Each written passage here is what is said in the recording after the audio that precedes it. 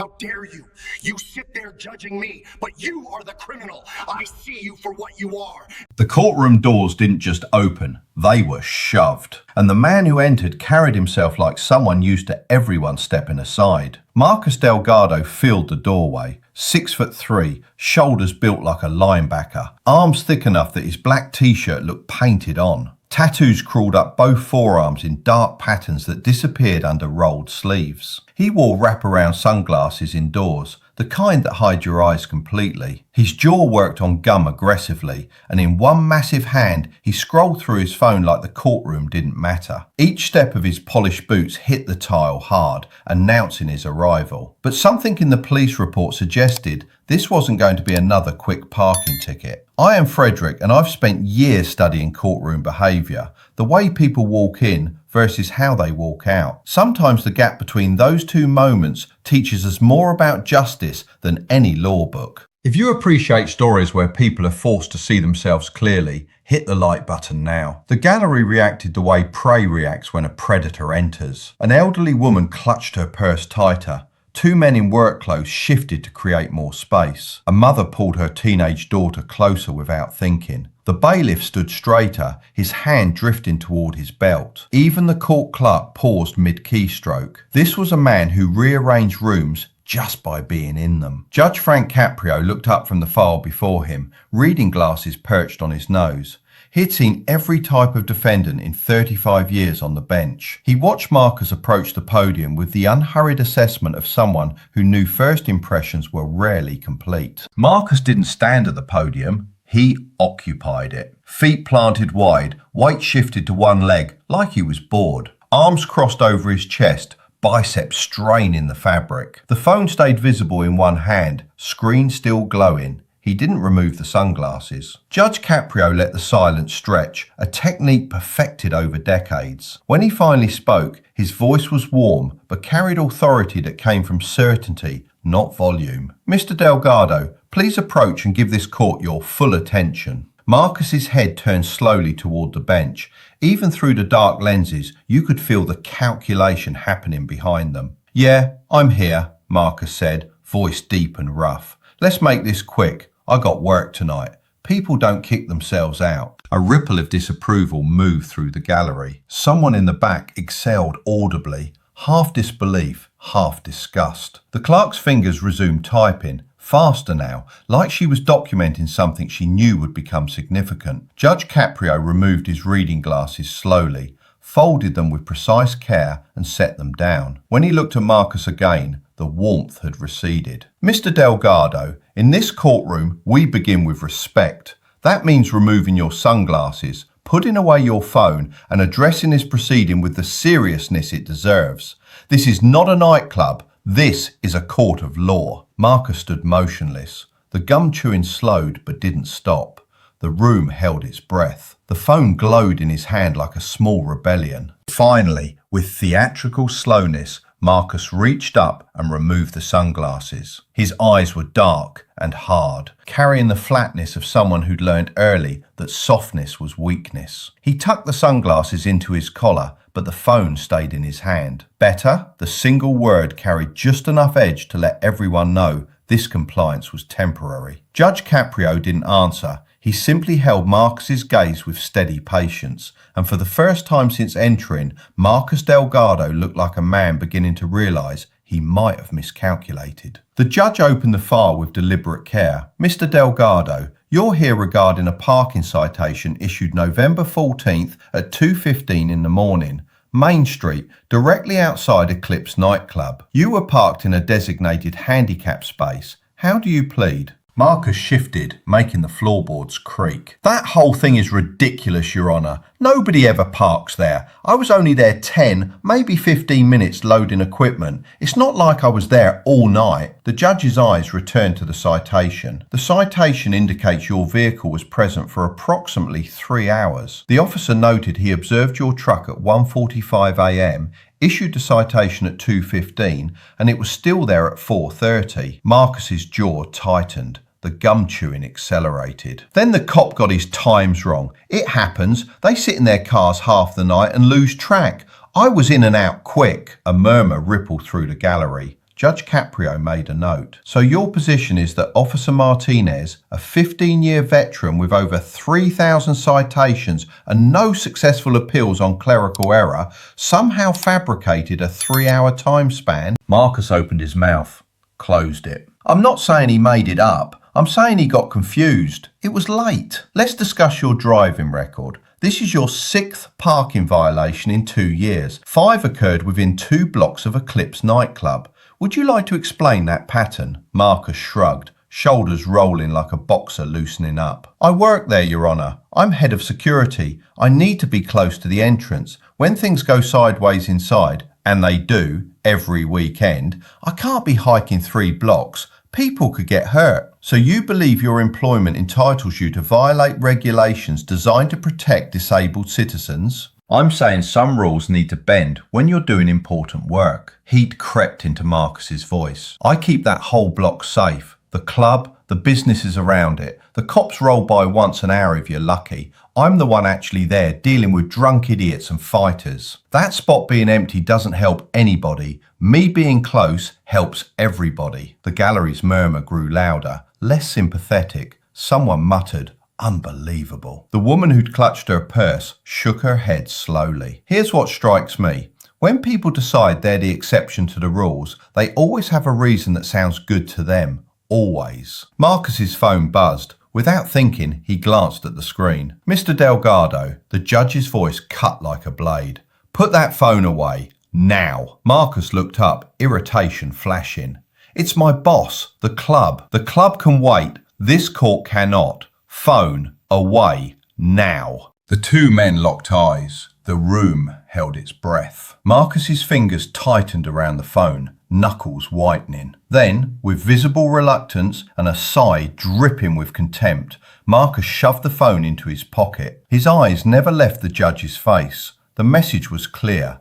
This compliance was temporary, conditional, and could be withdrawn any time. Judge Caprio picked up the officer's report. When he spoke again, his voice carried a new edge. Officer Martinez noted you were verbally aggressive during the stop. He writes, and I'm quoting, "Defendant became immediately hostile, raised his voice and stated I should focus on real crimes instead of harassing people who actually contribute to the community." He notes you told him, "You wouldn't last 5 minutes doing my job, so don't lecture me about parking spots." Did you say those things? Marcus's jaw set, muscles bunching.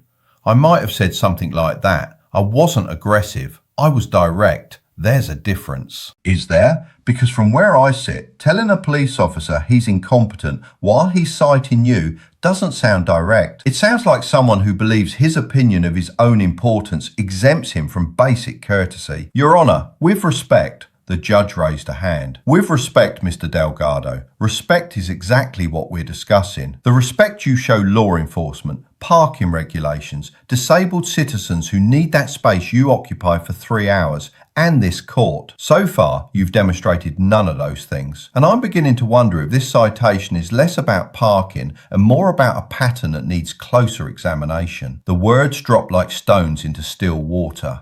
Marcus stood at the podium, his massive frame suddenly looking less imposing and more isolated. His hands gripped the edges, and for the first time, the confidence radiating from him flickered like a candle in a draft. Do you think someone like Marcus can change, or is this pattern already too set? Drop your answer in the comments. Judge Caprio leaned back, lever creaking softly, and studied Marcus with the expression of a man solving a puzzle whose pieces didn't fit. Mr. Delgado, I'm going to ask you something that may seem unrelated. How long have you been working as a bouncer? Marcus blinked, caught off guard. 7 years at Eclipse. Before that, 3 years at another club. Venue closed in 2017. A decade in security work. That's a significant commitment. Tell me, why did you choose this line of work? What drew you to it? The question seemed to confuse him more than any accusation. His forehead creased. He shifted his weight. I needed a job. The answer was automatic and insufficient, and he seemed to know it. Judge Caprio nodded slowly. That's one reason. But there are a lot of jobs for a man with your build. Construction, corporate security, police work, military. But you chose nightclub security specifically. Why? Marcus's jaw worked. When he spoke, his voice had lost some of its edge, replaced by something rawer. Because I know what it's like when nobody's there to protect you. The courtroom leaned in. Judge Caprio didn't interrupt, just waited with the patience of someone who understood some truths needed silence to emerge. Marcus swallowed hard. I grew up in South Providence, not the nice part. The part where you learn to sleep through gunshots. My older brother Danny raised me after our mum had to work 3 jobs. Danny was a good guy, never got into trouble, worked construction, saved money, talked about getting us both out. The gallery went completely still. When I was 16, Danny went to a bar after work, place called Mulligan's. He was just having a beer, watching the game. He wasn't starting anything, but 5 guys came in, already drunk, already angry. They decided Danny looked at one of them wrong. When Danny tried to leave, they followed him outside. Marcus's voice went quiet. The courtroom strained to hear. They beat him in the parking lot. 5-on-1. Kicks, punches. One guy had a bottle. The bouncer at Mulligan's, this big guy, bigger than me, he watched through the window. He saw the whole thing and he did nothing. Just locked the door, turned away, pretended he didn't see, said later he didn't want to get involved. Judge Caprio's expression softened. I'm very sorry that happened. What were his injuries? Fractured skull, broken ribs, collapsed lung. He was in a coma 3 weeks. When he woke up, he wasn't the same. Brain damage. He's in a facility now, has been 16 years. He doesn't recognise me most days. Marcus's voice cracked. He cleared his throat hard, angry at himself for showing emotion. That must have been devastating, the judge said quietly. Marcus nodded. When he continued, the words came faster, more forceful. Those 5 guys? Nothing happened to them. Nothing. Police said there wasn't enough evidence. Bar cameras were broken. No witnesses. The bouncer said he didn't see anything clear, and those 5 guys walked away. He looked up, eyes wet now. So yeah, that's why I became a bouncer, because I swore that night, sitting in that hospital watching my brother breathe through a tube, that I would never be like that guy at Mulligan's. I would never stand by and watch someone get hurt. When things go bad, you handle it. You be the person who steps up. The gallery sat in stunned silence.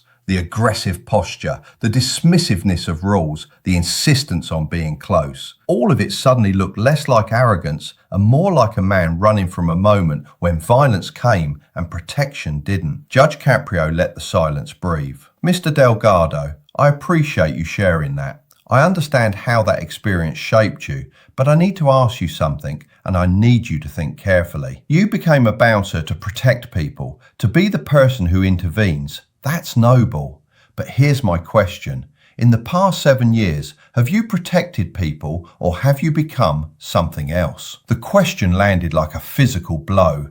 Marcus opened his mouth, closed it. Defensive anger rose in his eyes before it met something else.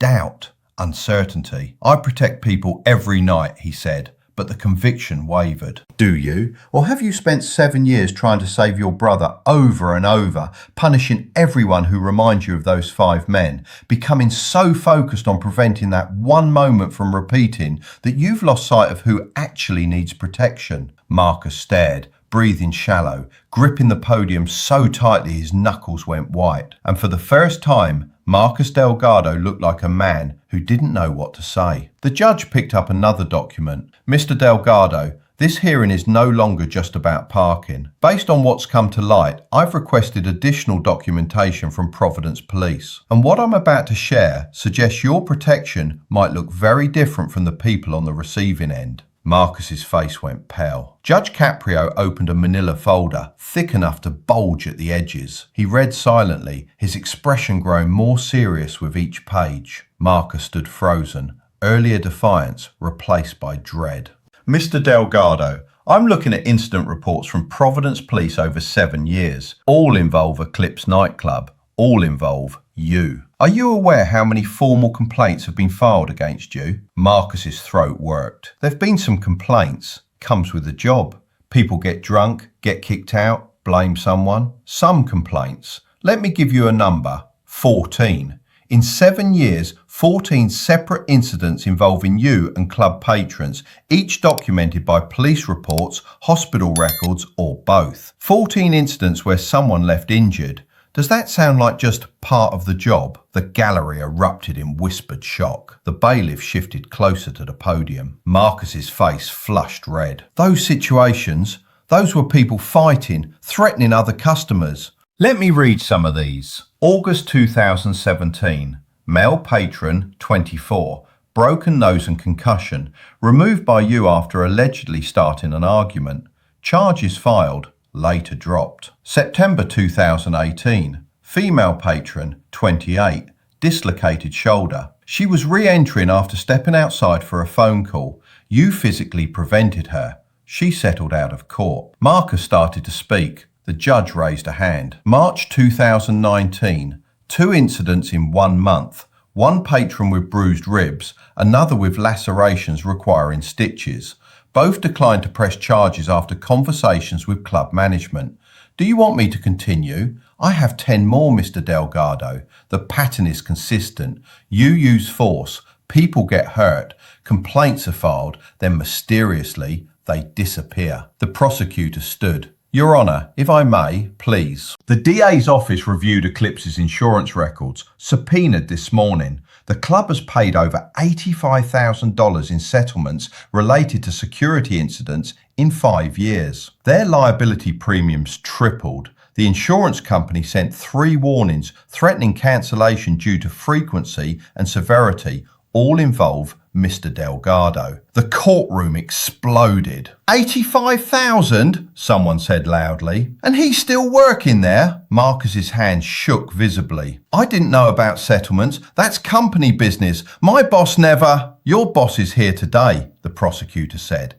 Every head swiveled. A man in his 50s, expensive suit, sat in the back looking like he desperately wished to be anywhere else. Mr. Anthony Castellano, owner of Eclipse. He received a subpoena 2 hours ago. Mr. Castellano, please approach. The club owner stood slowly, reluctantly. He was sweating despite the moderate temperature, hands fidgeting with his tie as he took position next to Marcus. The 2 men didn't look at each other. Mr. Castellano, you own Eclipse? Yes, Your Honour. His voice was thin, reedy. You're aware of Mr. Delgado's history of violent incidents? A long pause. We've had some situations. 14 situations in 7 years. 85,000 in settlements. That's not some situations. That's a pattern of violence you've been quietly paying to make disappear. Why is Mr. Delgado still employed? Castellano shifted, loosened his tie. Your Honour, nightclub security is difficult. It requires presence, someone who can handle tough situations. Marcus has that. His reputation alone prevents problems before they start. His reputation for violence. You've weaponized this man's aggression for your business, haven't you? You've decided it's more profitable to keep someone who intimidates customers than to hire security trained in de-escalation. Your Honour, I run a business. I need to protect my employees and property. You need to protect everyone who walks through your doors. Instead, you've created a situation where customers are more at risk from your security than from each other. The judge turned back to Marcus. Did you know your employer was settling lawsuits behind your back? Marcus's voice came barely above a whisper.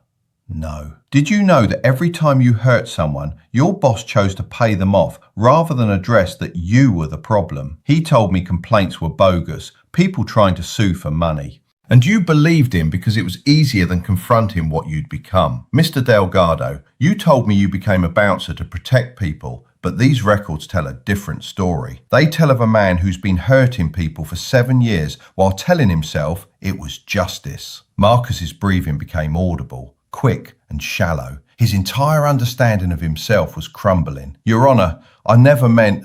You were trying to save your brother every time you threw someone out those doors. I understand that, but your brother isn't in those moments. Real people are. People with families, lives, their own stories. And you've been too focused on your pain to see theirs. The courtroom went completely silent. Judge Caprio closed the folder. We're taking a 15-minute recess. When we return, we'll discuss what justice looks like for 14 incidents of violence, 85,000 in settlements, and 7 years of hiding behind tragedy to justify behaviour that betrays everything you claimed you stood for. Bailiff, recess. The gavel fell. Marcus stood at the podium, no longer looking like the intimidating enforcer who'd shoved those doors open. He looked like what he'd perhaps always been underneath. A 16-year-old boy sitting in a hospital, watching his brother breathe through a tube, making a promise he'd spent 7 years breaking while believing he was keeping it. When court reconvened, Marcus looked like a different man. The swagger was gone, replaced by hunched posture,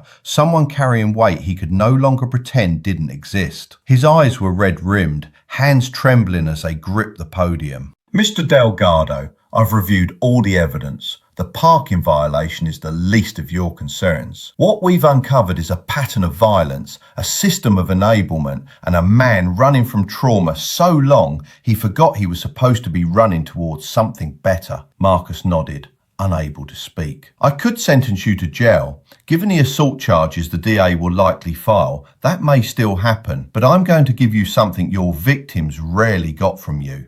A choice. The courtroom leaned forward. You'll pay the parking fine of $250, but for everything else, for 7 years of violence disguised as protection, you'll complete 300 hours of community service at Providence General's emergency room. You'll see what violence looks like from the other side. You'll witness what happens after the bouncers throw them out, after the fights end, after the damage is done. Marcus's eyes widened. Additionally, mandatory anger management and trauma therapy twice weekly for 1 full year, non-negotiable. You've been carrying your brother's tragedy like a weapon for 16 years. It's time to put it down before it destroys you completely. You'll work with a licensed therapist specializing in PTSD and grief. The gallery murmured approval. Furthermore, you'll personally apologise in writing or in person if they agree to every victim whose contact information can be obtained. You'll look them in the eye or write words they can hold, and you'll take responsibility without excuse. Yes, Your Honour, I'll do all of it. I'm not finished. Your employment at Eclipse is over. Effective immediately. I'm recommending to Rhode Island Department of Labour that your security licence be suspended pending completion of your service and therapy. You will not work nightclub security again until you've proven you understand the difference between protection and assault. Castellano started to object. The judge's look silenced him instantly. As for you, Mr. Castellano, Eclipse will be referred to the State Liquor Authority for full investigation of your security practices. You enabled this violence because it was profitable. That makes you as culpable as he is. The club owner went pale, but nodded. Judge Caprio's voice softened. Mr. Delgado, this isn't punishment for punishment's sake.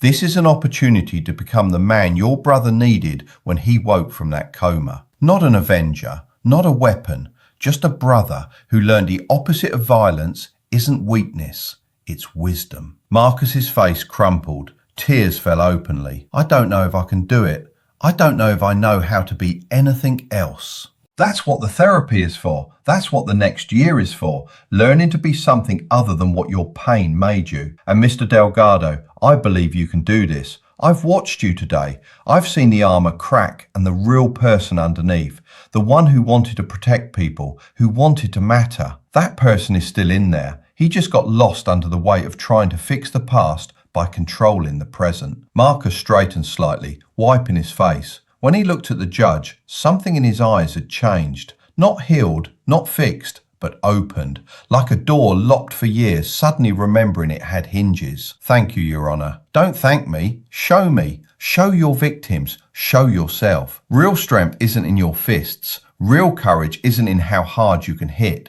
It's in admitting when you're wrong, facing the parts of yourself you've been running from, and choosing to be better, even when being worse feels safer. The gavel fell. Court adjourned. Mr. Delgado, I'll see you in 6 months for a progress report. Don't disappoint me. Marcus turned to leave. As he walked down the aisle, the gallery watched. This time people didn't lean away. A few nodded, not in approval of what he'd done, but in acknowledgement of what he'd admitted. An elderly man, a veteran by his jacket medals, caught Marcus's eye and gave a single nod that said more than words. "You fell. Now get back up." Outside the courthouse, Marcus stood on the steps in afternoon sunlight, blinking like someone emerging from a cave. He pulled out his phone, stared at it, then deleted his boss's number entirely. That life was over. What came next, he didn't know, but for the first time in 16 years, the not knowing didn't terrify him. It felt like possibility. If stories like this remind you that transformation is possible when we finally stop hiding from the truth, subscribe to Frederick Explains Court for more moments where justice meets the courage to change. He thought about his brother, about Danny in that facility where recognition came rarely. He thought about visiting tonight, not as the tough guy avenging him, but as the brother finally ready to grieve what was lost instead of trying to beat it back into existence. And in that thought, Marcus found something he hadn't felt since 16. Peace. Not complete, not permanent, but real. And for now, that was enough.